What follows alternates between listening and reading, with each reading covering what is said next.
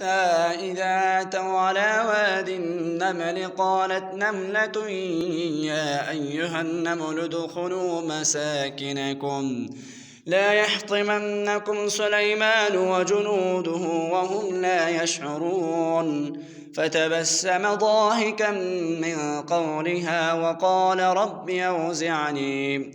وقال رب أوزعني أن أشكر نعمتك التي أنعمت علي وعلى والدي